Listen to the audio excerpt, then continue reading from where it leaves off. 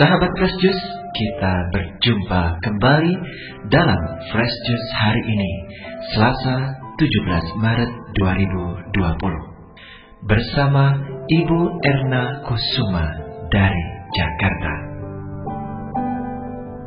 Sebelum kita mendengarkan Fresh Juice hari ini, saya Yofi Setiawan dan tim Fresh Juice mengajak kita semua di tengah maraknya penyebaran virus COVID-19 di Indonesia untuk tidak lupa membawa doa-doa untuk bangsa kita dan khususnya bagi pendengar Fresh Juice dimanapun kita berada. Semoga Tuhan menyertai dan melindungi kita semua. Akhirnya, mari kita mendengarkan renungan hari ini.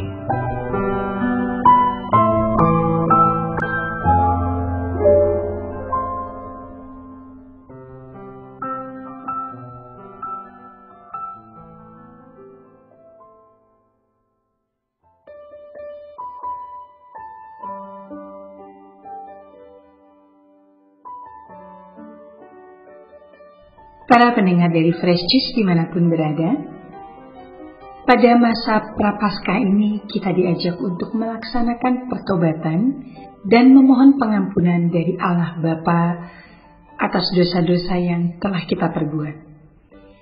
Bacaan Injil pada hari ini dari Injil Matius bab 18 ayat 21 sampai dengan ayat 35 mengkaitkan pengampunan dari Tuhan dengan kesungguhan kita untuk mengampuni sesama kita.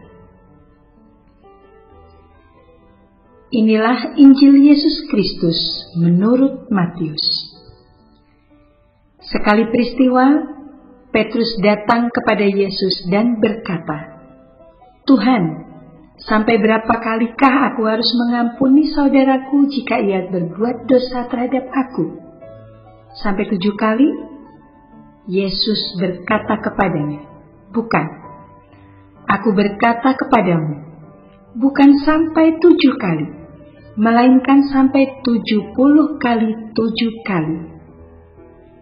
Sebab hal kerajaan surga seumpama seorang raja yang hendak mengadakan perhitungan dengan hamba-hambanya. Ketika ia mulai mengadakan perhitungan itu, dihadapkanlah kepadanya seorang yang berhutang 10.000 talenta. Tetapi karena orang itu tidak mampu melunasi hutangnya, raja itu memerintahkan supaya ia dijual beserta anak istrinya dan segala miliknya untuk membayar hutangnya. Maka sujudlah hamba itu menyembah dia, katanya, 'Sabarlah dahulu, segala hutangku akan kulunaskan.'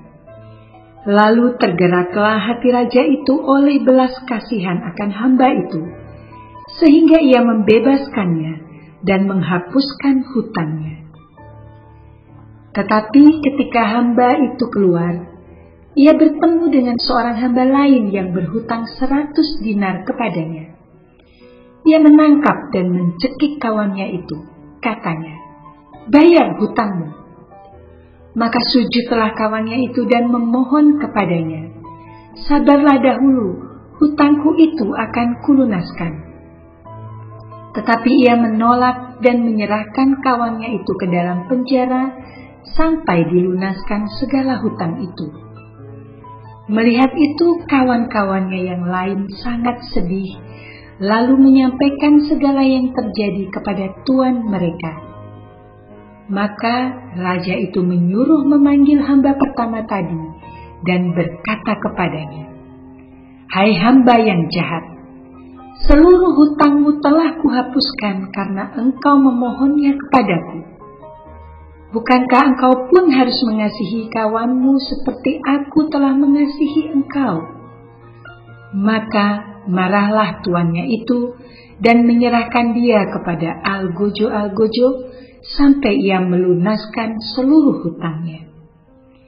Demikianlah Bapakku yang di surga akan berbuat terhadap kamu apabila kamu masing-masing tidak mengampuni saudaramu dengan segenap hatimu. Demikianlah Injil Tuhan.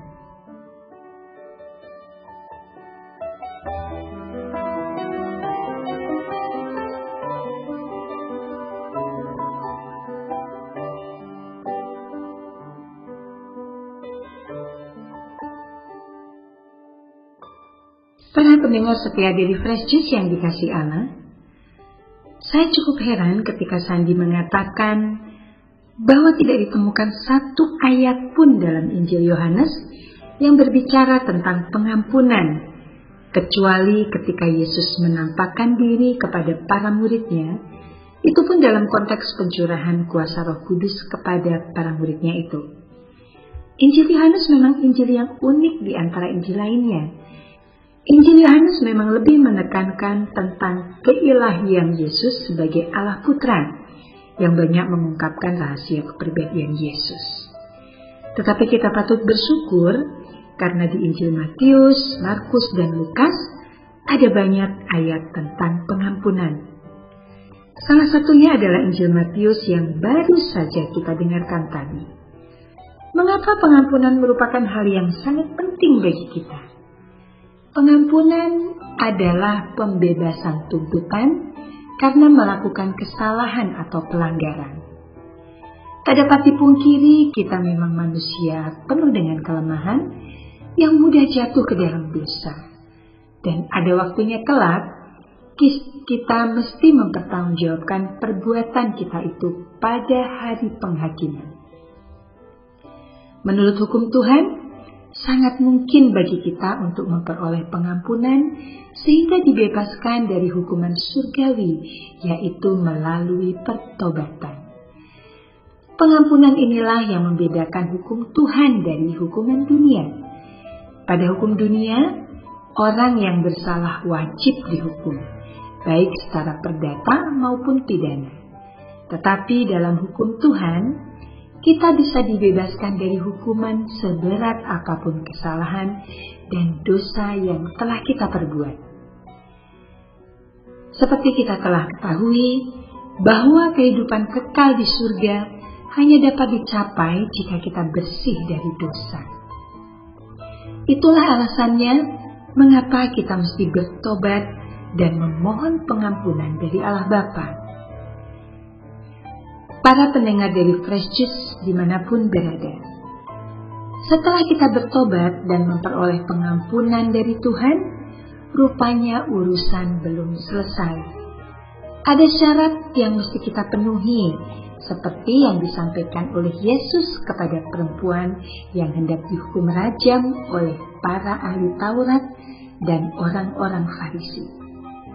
Aku pun tidak menghukum engkau, pergilah dan jangan berbuat dosa lagi mulai dari sekarang.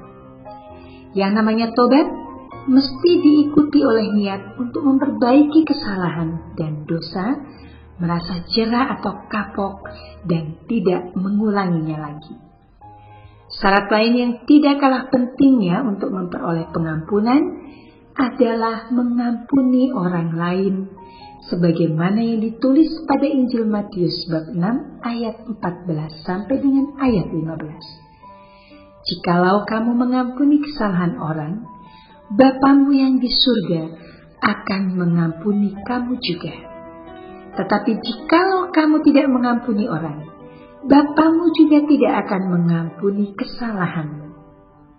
Dan dalam doa yang diajarkan oleh Yesus juga sudah jelas, ampunilah kesalahan kami, seperti kami pun mengampuni orang yang bersalah kepada kami. Rupanya mengampuni dan diampuni itu satu paket, tidak dapat dipisahkan. Dosa tidak akan diampuni kalau tidak mengampuni orang lain. Artinya, memperoleh pengampunan dari Tuhan ternyata tidak mudah, karena mengampuni orang lain bukanlah perkara yang mudah. Barangkali inilah yang mendorong Petrus datang kepada Yesus dan bertanya, "Tuhan, sampai berapa kalikah aku harus mengampuni?" Pada perjanjian lama, seperti yang ditulis pada kitab Nubuat Amos bab 1 ayat 2 sampai dengan 15, tentang penghukuman Tuhan, memang disebutkan di situ kalau Tuhan baru menjatuhkan hukuman setelah perbuatan dosa yang ketiga atau keempat. Barangkali Petrus berpikiran mengampuni cukup sebanyak 3 atau 4 kali, setelah itu boleh menghukum. Maka Yesus pun menjawab, bukan 7 kali, tetapi 70 kali 7. Apakah ini artinya kita diajak untuk berhitung berapa kali mesti mengampuni? Ada yang berpendapat bahwa kita mesti mengampuni sebanyak atau sebesar pengampunan bagi dosa-dosa kita. Jika kita berbuat sedikit dosa, ya sedikit sajalah mengampuni. Jika berbuat banyak dosa, baru perlu mengampuni yang banyak. Bagaimana kalau kita berbuat banyak dosa, tetapi hanya sedikit yang berbuat dosa kepada kita? Lalu apanya yang mesti kita ampuni? Atau sebaliknya, jika hanya sedikit berbuat dosa, tapi ada banyak dosa diperbuat orang, apa semua dosa orang itu mesti kita ampuni atau secukupnya saja? Menurut saya, Yesus justru tidak menginginkan kita menghitung-hitung kesalahan orang, apalagi sampai menghakimi atau menghukum orang. Yesus ingin agar hati kita tidak dipenuhi oleh perasaan benci dan dendam. Tidaklah pantas untuk datang kepada Tuhan dengan hati yang masih diliputi kebencian. Jika engkau mempersembahkan persembahanmu di atas mezbah, dan engkau teringat akan sesuatu yang ada dalam hati saudaramu terhadap engkau, tinggalkanlah persembahanmu di depan mezbah itu, dan pergilah berdamai dahulu dengan saudaramu, lalu kembali untuk mempersembahkan persembahanmu itu. Matius bab 5 ayat 23 sampai dengan ayat 24. Begitu pula yang ditulis pada Injil Markus bab 11 ayat 25. Jika kamu berdiri untuk berdoa, ampunilah dahulu sekiranya ada barang sesuatu dalam hatimu terhadap seseorang, supaya Bapamu yang di surga juga mengampuni kesalahan-kesalahanmu. Semoga sekarang menjadi semakin jelas, kita mesti mengampuni sebanyak perbuatan dosa yang diperbuat terhadap kita, tak tersisa satupun yang belum kita ampuni. Hanya dengan demikianlah kita akan memperoleh pengampunan dari Allah Bapa. Mengampuni dan diampuni itu harus satu paket. Para pendengar dari Fresh Juice yang dikasihi Allah, marilah kita akhiri renungan pada hari ini dengan berdoa bersama. Dalam nama Bapa dan Putra dan Roh Kudus. Amin. Ya Bapa, kami sungguh menyadari jika kami mesti mengampuni kesalahan orang dengan segenap hati kami. Sebanyak kesalahan dan dosa yang diperbuat orang terhadap kami.